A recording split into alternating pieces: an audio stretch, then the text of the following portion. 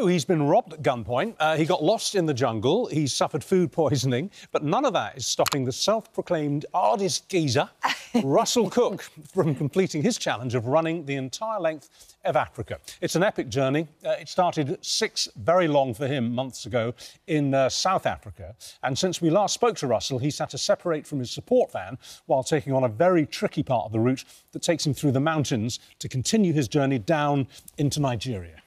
So, all going smoothly, Russell's journey will then take him all the way... And to be fair, nothing's gone smoothly. No, but anyway, if it does this time, it'll take him all the way to the most northern tip of Tunisia. And by the time he completes his utterly exhausting challenge, he will have covered more than 9,000 miles. I get exhausted just reading what he's done. But Russell's actually doing it. Good morning, Morning, sir. Russ. Hiya. You're now in eastern Nigeria, is that right? That is correct, yeah, up in the mountains in Nigeria. It looks spectacularly beautiful, but it's a challenging country to run through, isn't it? Tell us about your challenges there. Yeah, I mean, we've had plenty of warnings about Nigeria, more warnings than any other country that I've ran through, to be fair. You know, but that's just part of the gig. I've been here for a couple of days now. Everyone's been super friendly, so... You know, we won't judge any book by its cover. We'll come in with the positive vibes, as always, and I'm sure it'll be fine. What's been the most difficult part of the whole trip so far? I say trip, it's a ridiculous word to use, of the run so far.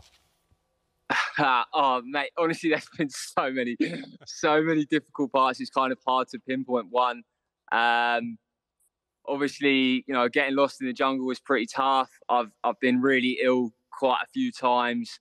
Had a bit of blood in the wee on a couple of occasions. The last few days, I've been kind of trekking through these mountain dirt paths. You know, pick any one of them, man. Like, there's challenges all the time out here, but we keep moving forward, and eventually that Tunisian finish line will reveal itself to me, and I can't wait. It's going to be a spectacular moment. You've had a bit of extra security with you for this, hasn't it? Has that been helpful? Yeah, absolutely. I think, you know, one of the things about this mission is we kind of went into it with blind aggression, like didn't really know what we were doing, and obviously stumbled across quite a few different problems. But as always, try and adapt and overcome. So I've kind of pivoted. We've hired some new team members with loads of great experience. We've got the help of a security company called Peregrine that are kind of trying to help us make this as safe as possible. So, yeah. We're looking good for the final stretch. Well, I just asked you basically to go over the worst of times, but it's only fair to ask you for the best of times. What's been, you know, if you could treasure one memory so far, keep one memory burning bright, what would it be?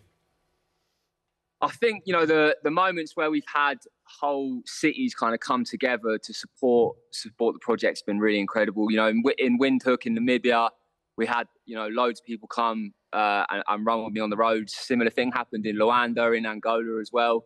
So, you know, those moments always stick with me, because I think, you know, that's really special to have that kind of community of people that halfway across the world that are coming out to support is really special. So I think those moments are particular highlights for me. And does it ever feel, as you're running away there, does it ever feel ever so slightly surreal? Do you ever sometimes think to yourself, I'm running the whole length of Africa and I'm aiming to do it quicker than anyone's ever done it before? Absolutely, mate. Honestly, I find myself waking up, looking in the car window, seeing my reflection, going, "Boy, times are rough, eh?" You know, like, I can't 185 days into running the entire length of Africa. You know, I'm in Nigeria now. Started in South Africa. Still got a long way to go. But you know, all these things, there's always a light at the end of the tunnel. You know, there will be a time in the future where I'm tucked up in bed back in the UK, you know, eating a pizza, happy place, and this will just be a distant memory. So, well, look, you know, we've checked in with you. We've checked in with you many times. The hair's got longer, the beard's got longer. When we first started speaking to you, you said you hoped to be done by Christmas. I think you're starting to look like a red-haired Father Christmas. Where do you think you'll be at Christmas? Because you're not going to be done now, are you? You're going to have to go through to the new year. Have you worked out where you might spend Christmas Day or what you do? I think we're looking at sizing up a big party in the Sahara Desert for Crimbo 2023. Okay. I'm looking forward to that. Christmas in the Desert. And just in a couple of sentences, because this is really important, tell us why you're doing it, the charity. So, yeah, we're raising money for charity. We've raised over, I think the last time I checked, was £67,000 for charity so far. So the running charity is the main charity that we're raising for. It's a charity I've worked with for a really long time in the UK. They, support young people through really hard times in vulnerable situations, whether it's homelessness or, refugees or people struggling with mental health, drug addiction, anything like this. And they use running as one of the main tools to try and help people better their situation. So that's something that resonates really strongly with me and my journey. So, the support that we can get for that is unbelievable. And people have donated so far, massive thank you. Really appreciate you all. Well, all power to your elbow and your knees and your heels and blisters. Do check in. I don't know about hardest geezer, more like diamond geezer. You're amazing. You absolutely are. Huge congratulations. Can we check in with you again? Let us know where you're up to next. We'll keep in touch. No problem, no problem. Nice talking to you. Have a good day. Nice one. Cheers, guys. Cheers, mate. Cheers. All the best.